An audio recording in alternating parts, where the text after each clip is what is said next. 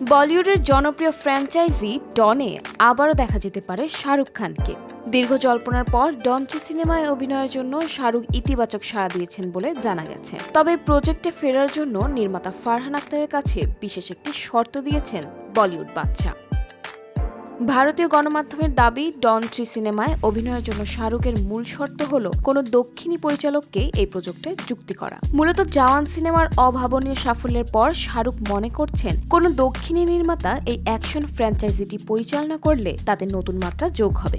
গুঞ্জন রয়েছে, পরিচালক হিসেবে শাহরুখের প্রথম পছন্দ জওয়ান খ্যাত নির্মাতা অ্যাটলি কুমার। উল্লেখ্য, এই ফ্র্যাঞ্চাইজির আগের 2টি সিনেমা পরিচালনা করেছিলেন ফারহান আখতার। এর আগে ডন 3 সিনেমার জন্য অভিনেতা রণবীর সিং এর নাম ঘোষণা করা হয়েছিল। তবে এখন শোনা যাচ্ছে রণবীর এই প্রজেক্ট থেকে সরে দাঁড়িয়েছিলেন। ঘনিষ্ঠ সূত্রের দাবি, একের পর এক গ্যাংস্টার চরিত্রে অভিনয় করতে না চাওয়ায় তিনি এই সিদ্ধান্ত নিয়েছেন। পাশাপাশি মূল নায়িকা হিসেবে কিয়ারা আদভানির নাম শোনা গেলেও তিনিও সিনেমাটি থেকে সরে এসেছেন বলে জানা গেছে।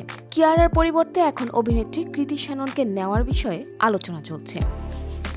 গত বছর থেকেই ডন 3 নিয়ে বলিউডে নানা আলোচনা চলছে। অমিতাভ বচ্চনের পর শাহরুখ খান এই চরিত্রের দারুণ জনপ্রিয়তা পেয়েছিলেন। তবে শাহরুখের শর্ত এবং নির্মাতা পরিবর্তনের গুঞ্জনে এই প্রজেক্ট নিয়ে নতুন করে রহস্য দানা বাঁধছে।